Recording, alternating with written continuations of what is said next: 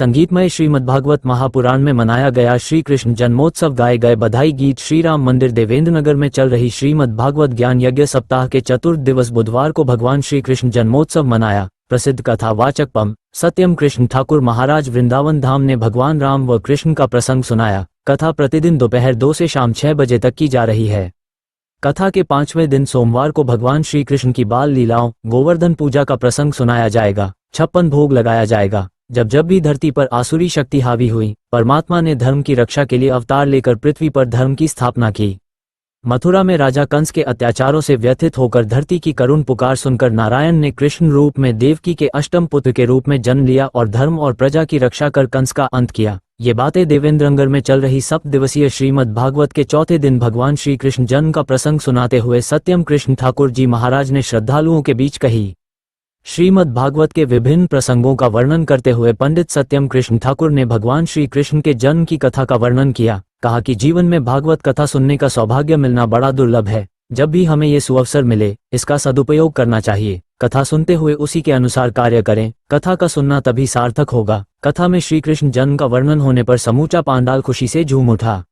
मौजूद श्रद्धालुओं ने भगवान श्री कृष्ण के जय जयकार के साथ झूमकर श्री कृष्ण जन्म की खुशियां मनाई। कथा स्थल को सुंदर लड़ियों गुब्बारों के साथ सजाया गया। कथा सुनने नगर से बड़ी संख्या में श्रद्धालु शामिल हुए। मुख्य यजमान रमेश प्रसाद शर्मा व उनकी धर्मपत्नी कौशल्या देवी ने संयुक्त रूप से दीप प्रज्वलित कर व्यास पूजन किया। कथा के बीच में श्रद्धालुओं ने मधुर भजनों का आनंद लिया।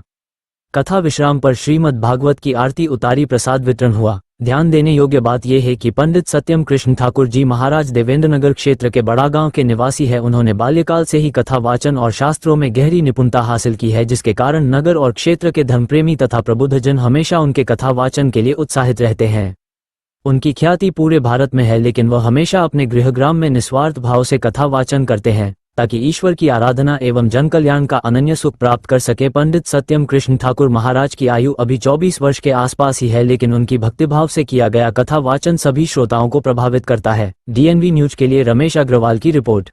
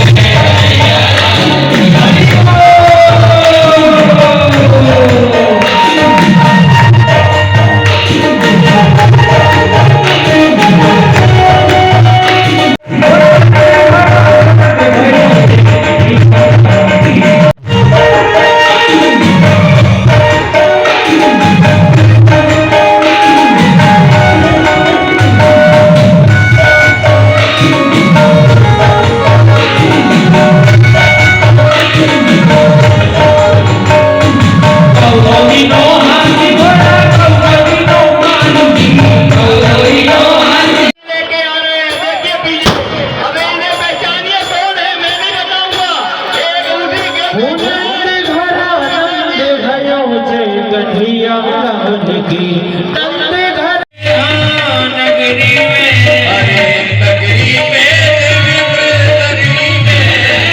घरे आनंद छायो अयोध्या नगरी में, घरे आनंद छायो नगरी में।